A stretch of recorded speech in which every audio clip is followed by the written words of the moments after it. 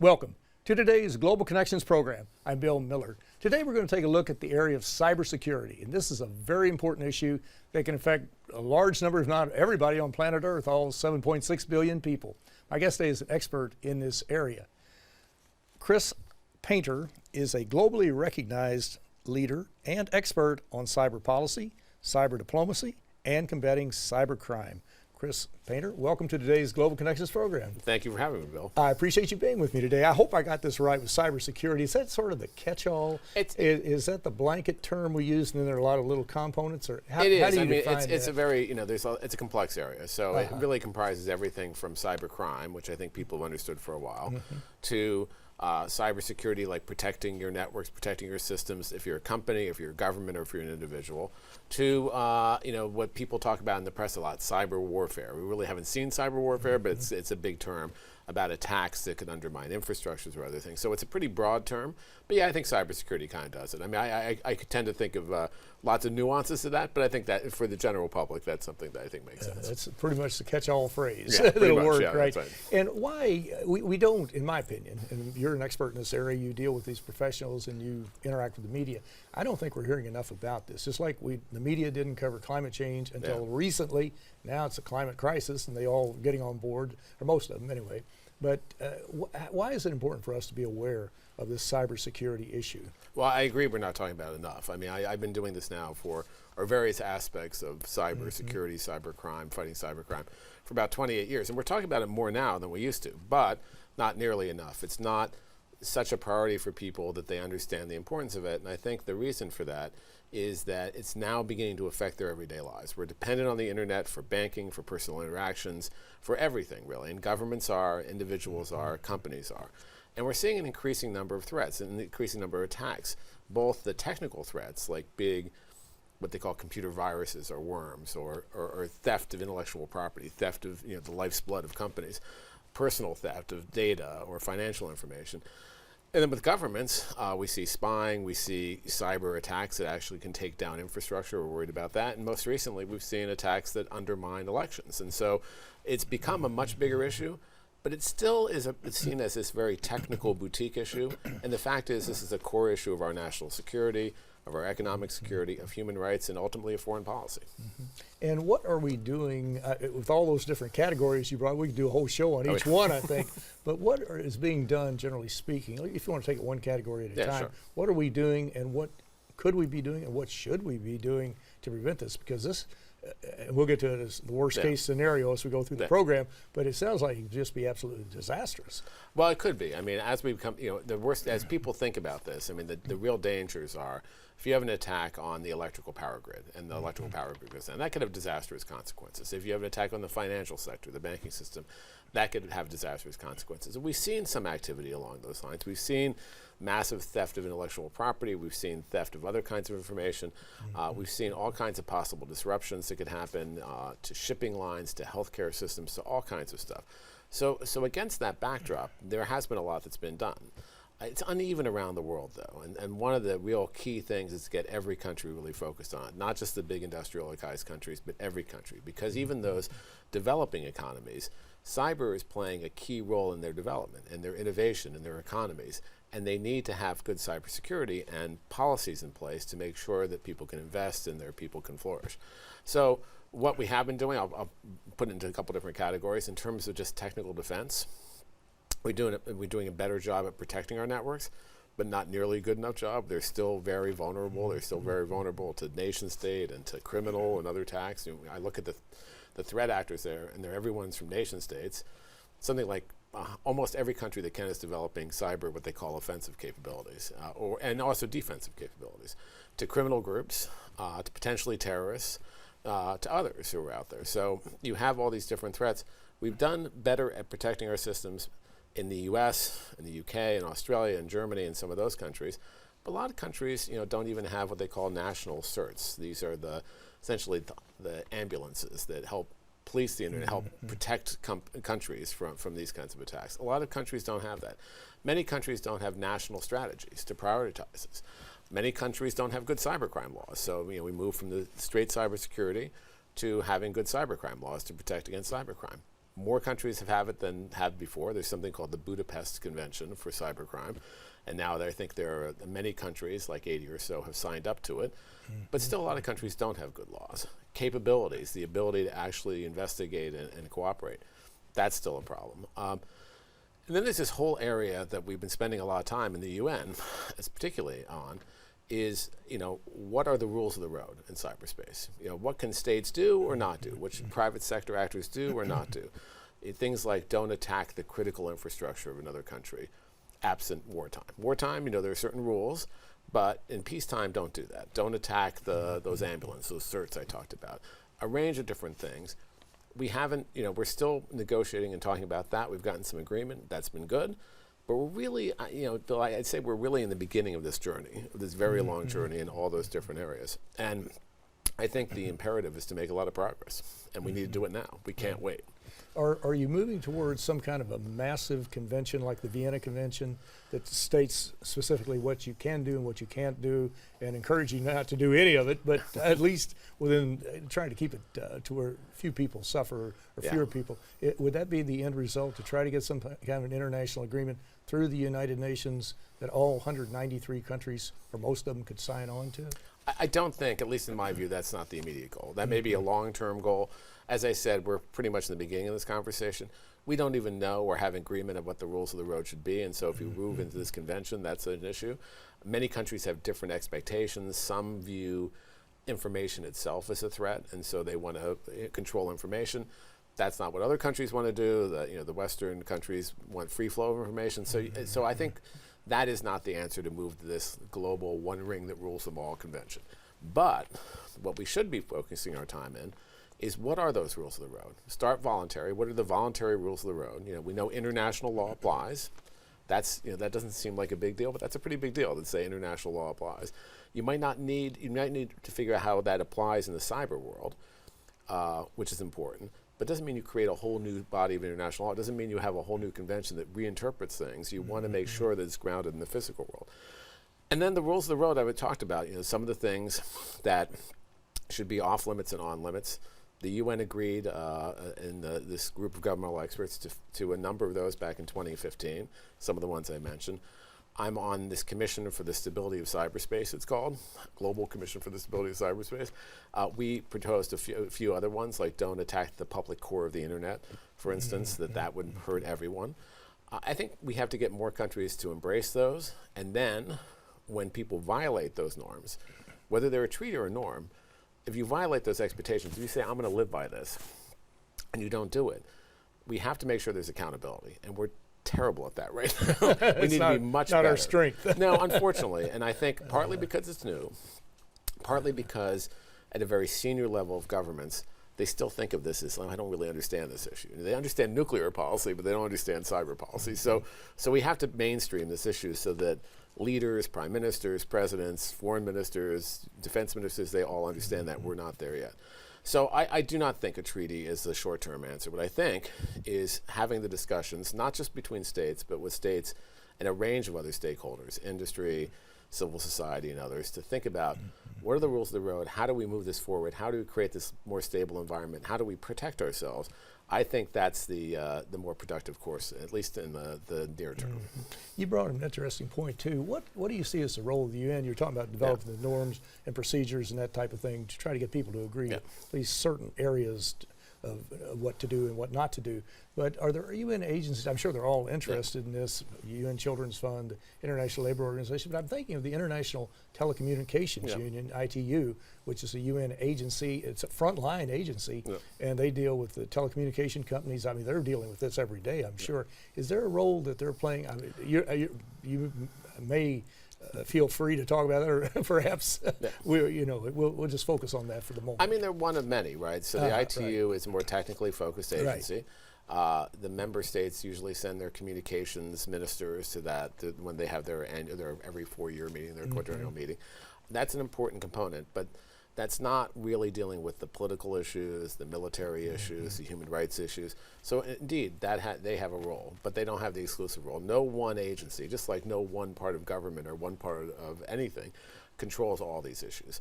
And it's important for us to look beyond that think about what other actors are out there. You know, we have lots of parts of the UN that are involved. But I want to make sure that as a policy issue, we're not just having the technical people look at this. I want the foreign ministers to approach this. I want to have the debates we've had in the first committee and other committees in the UN. I think that's really healthy, and we need to have that. And then there are forums outside of the UN that can work together. I was at a meeting last week that was sponsored by the UN called the IGF, the Internet Governance Forum. And this used to be focused on, as it says, Internet governance. But now it talks about security and threats and stability. And so that's gotten more into the game. You know, there are independent things out there. One of the really amazing things that's happening just today in the last couple of days is a UN committee, something called the Open-Ended Working Group, is meeting with other stakeholders. Now, the UN usually meets states, right? They don't bring other stakeholders in as much. They're bringing stakeholders from around the world, industry, private sector, civil society, academia, in to talk about these issues. So I think we need to have several different arenas for solutions and not just pick one and make sure we're making progress. And the other thing I'd say is there's a lot of regional organizations, the Organization for American States, the Organization for Security and Cooperation in Europe, ASEAN, the African Union. There's lots of activity that can happen there as well. And they all have a stake in it. Everybody has a stake in this, and we need to move into it very quickly. They may not know it, but they all have a stake in it. We realize it now or tomorrow when it's too late. Absolutely. That's exactly right. Let's look, you mentioned about the various attacks that have taken place. We saw there was meddling in the United States election in 2016, nationally and also in Florida.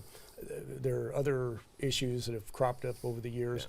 Have you seen any major attacks? Now, this is serious, obviously, but has any one country or some terrorist group taken action against some other national government or whatever the case might be to derail their electrical grid or to destroy all the records, wipe out the banking records? I mean, that could actually happen, I guess. Well, it can happen. Fortunately, we've not seen that happen. And also, fortunately, we haven't seen people, I mean, I think there may be some deaths that were incidental. We haven't seen what we all fear, like major deaths and destruction from cyber attacks yet. And I hope that never happens, but we haven't seen it.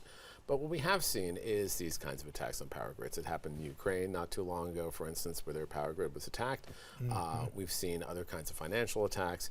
We've seen attacks on websites that, you know, there were financial institution websites in the U.S. So there's been a range of this malicious state conduct. We've had a big worm, what they call a computer worm, that ended up taking down the national health system of the UK. So that was, you know, obviously very serious. Now, fortunately, again, no one died, but it did cause major disruption and health issues.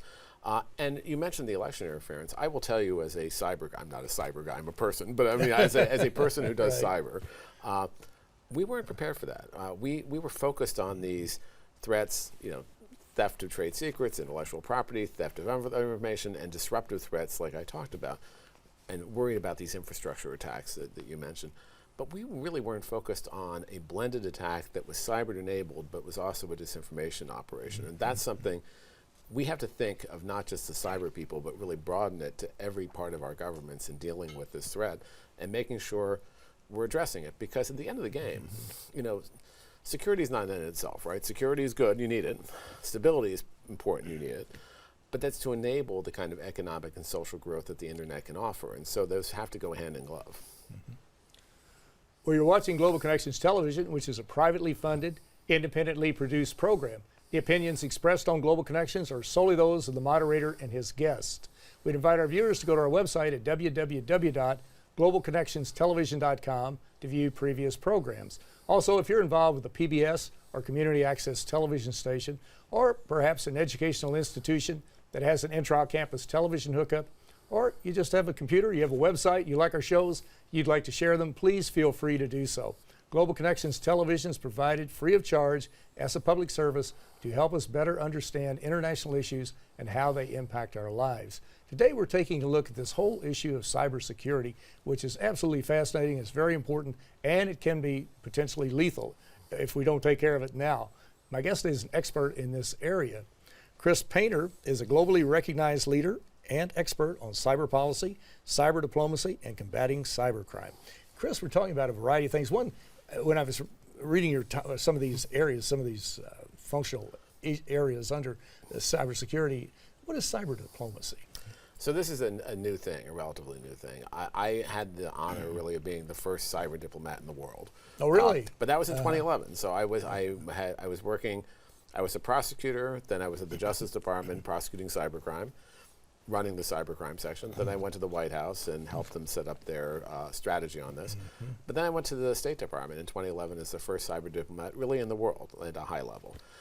And the good thing about that, and the bad thing about that, it was a whole new area, so getting people to understand this is really a policy area, you have to take this seriously. It took a little doing, to be sure.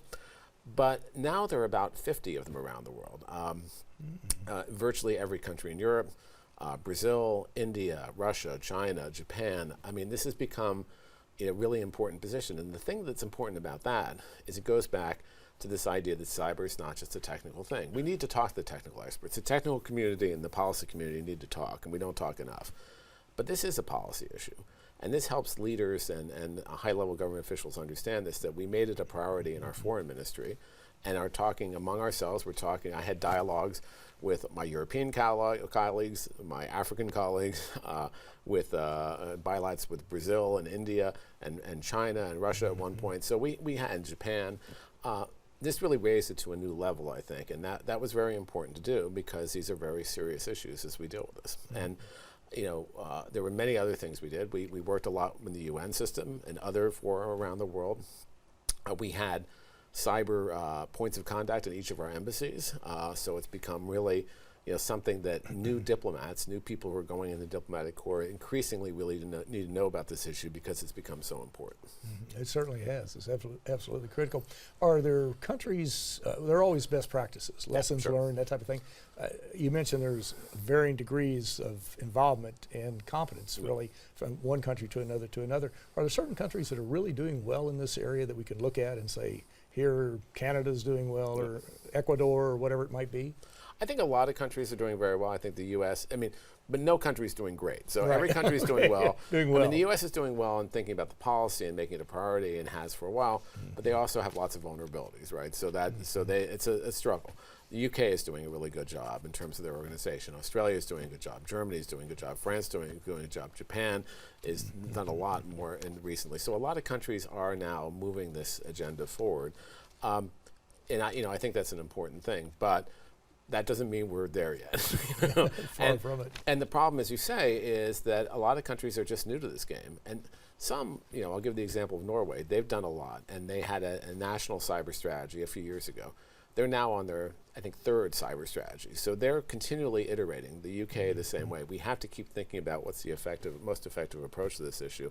And a key part of that, particularly with the less developed countries, but not just them, is capacity building, making sure that they have the tools, they have the institutions, like these certs I talked about, they have strategies, national strategies, that makes it a priority, that they have diplomatic people who can deal with these issues, that they are really ready to participate in these conversations and to protect themselves and have good cybercrime laws and all these other things. That's very resource dependent, as you know, but it's been a priority for us. When I was at the State Department, it was a priority for me. I'm now involved with an organization called the Global Forum for Cyber Expertise. That's my pin up here. Oh, okay. The GFCE, which started as a Dutch initiative, but now there is 100 members of it, including about 70 countries, 20 different companies, 20 different NGOs and others, who work around the world to try to make sure we coordinate this capacity building. But we have a lot to do there too. And you're absolutely right. Capacity building is so important. That is absolutely critical in virtually any program that you look into. Not always the most sexy thing, but it is the key building. It's a foundational building block. Got to have it. That's right. Building block number one, if you can do it. How do we assist countries like a Guinea-Bissau or Haiti that you mentioned financial and technological resources that these countries, I'm assuming, don't have that Canada or the UK or somebody would have? How do we assist those countries? Well, I think more countries need to prioritize this and have a budget for it. This is always a strain, right? But seeing this as a key development goal. So we're working with the World Bank, we're working with other institutions that do development work to say, this is not just about water, power, et cetera. This is also about having this infrastructure, a secure cyber infrastructure, because that's going to help your population across the board. Then we have to have more smart ways of doing this. We can't simply send 6 countries to train the same 2 guys in the country. That's not efficient, right? So this GFCI, I mentioned the idea is supposed to be a coordinating platform. We've set up a portal where we have hundreds of different best practices there that people can access. We try to match people who need something with people who can provide something. So if a country comes and says, I need a national strategy, that's a basic building block I need, can you help me? we need to make sure we're helping them, to match them with the resources that are out there and trying to make that more efficient. I think this is well underfunded right now. I think this is something that really is a priority. One thing I heard in these meetings that we had this week in the UN from almost every country is how important capacity building is. So there's lots of contentious issues in cyberspace. There's lots of worries about attacks and countries acting badly. But the one thing almost every country seems to agree on is capacity building is important. That's a good first step, but now we have to actually do it and do it in a really good way. Exactly. Now I'm sure you folks develop your scenarios. You look at what could happen, what might possibly happen. We know there's meddling in the U.S. election already for 2020. That's a given. That's a given. It's That's absolutely documented. right. And that's happening in other parts of the world. But what do you see as you look over the horizon? As far, we don't want to give any rogue governments or terrorist groups any ideas, but what do you see out there that possibly is looming that could happen? Yeah. So, I mean, I worry. One of the things I mentioned just briefly before that I worry about is, although we've been talking about these rules of the road, or although there's more understanding around this, we've been terrible about holding people accountable and imposing consequences on bad actors. So if I'm a bad actor and I do something bad and there's no consequences, I'm just going to do it again. And I'm going to think of new ways to do it. And then countries or other bad actors who are on the sidelines thinking, should I do this or not? They're like, well, they're not paying any cost for this. Why not do it? And we've been very non-strategic. We've done some sanctions and other things. We really haven't had a strategic approach. So I worry that's just going to keep amping up and you're going to get more instability there. But I do worry about some things we haven't seen. And one of the things I worry about is we talked about these attacks on systems. We talked about theft. That's integrity of data, or that's availability of data, the theft is actually that issue that we deal with all the time. But what we haven't seen is something that affects, or not seen it in a large way, the integrity of data. And you actually mentioned this earlier on. If someone got a friend of mine who was the former president of Estonia, who now teaches out at Stanford, Thomas Silvas, used to say, look, I worry if someone attacks my website and I can't get to it for a couple hours. That's bad, it's my bank or something, that's bad. If someone gets into my hospital records and changes my blood type, so the next time I get a transfusion, I die, I worry a lot more about that. Definitely. Or taken at a larger scale, what if someone got into the trading system so you couldn't settle trades on a financial exchange? That could have catastrophic financial consequences. So that integrity issue we haven't seen yet. I hope we don't see it. I also hope we don't see the cyber war that most people talk about. I do think cyber tools are going to be used in actual wars and conflicts all the time. It's going to be the new part of the technology. But I think there's a lot for us to be concerned about going forward, which is why we need to take this very seriously. It's to what degree they will apply that cyber warfare. Yeah. As you mentioned, it's sort of a Vienna Convention type of approach. This is what you could do, this is what you can't do. Well, and that's what's hopefully you won't do it, any of it. And that's what people are discussing. They say, we haven't seen that really higher than the threshold of armed conflict. They go, we haven't seen that cyber conflagration where people are dying, and that's good. But a lot of the activity we see are below that. And then the question, this is where the rules of the road come in. So what are the rules when you're below that high threshold where, international humanitarian law applies? What do you do? And we need to work that out. And we got to make sure that when people violate those understandings, those norms, that again, there's some accountability for that. Yeah. Well, this is a very important area, obviously. And in the last minute we have, the easiest question, what do you see as, again, not giving people ideas, the worst case scenario that could actually happen? Have you projected out that far? I mean, there's a lot of things I fear and keep me up at night, but fortunately they haven't happened. I do worry still about the major infrastructure attack that would take down something. We haven't seen it, I think, in part because countries don't have an incentive to do that right now. But let's say there was some other thing that happened around the world, some other major tension. I can see countries using those capabilities, and that could really be catastrophic. And then I go back to what I said before. If we see attacks that are really targeting the integrity of the information, that really has this cascading effect, I worry a lot about that. So I still see, I'm still, even as a former prosecutor, I'm still optimistic. I still see the glass half full. I see the power of the technology and how much it's changed the societies and brought us together and made things possible. It's never possible in the world. But I worry about the dark side, and I worry about the things that could undermine that. That's a lot to worry about. In the last 30 seconds, the easiest question. You've already mentioned financing, the capacity development, the technical capabilities. What do you see as your major challenge? So I think it really is mainstreaming this issue. I think it's really leaders understanding this as a core issue that they shouldn't just be episodically concerned with. Like when they see something on the front page, they're concerned by for like an hour or 2 hours or a week, or the public is too. We need to make this, we need to demystify it and say, this is a core issue that you need to deal with. This is part of your normal process of thinking about national security and economic issues. We can't make this just a little thing on the side. We can't afford to do that. We certainly cannot. And Chris Painter, it's a very important area. We need to learn much more about it, and we need to get everybody involved because we could all be affected, and it just depends on how badly we could be affected that we don't really want to know. We want to try it. We don't want to push the envelope, so to speak. But I want to thank you so very much for a very interesting and a very informative program. Thank you, Bill. Thank you. I appreciate being here. My pleasure. I'm Bill Miller. Thank you for joining us today on Global Connections Television.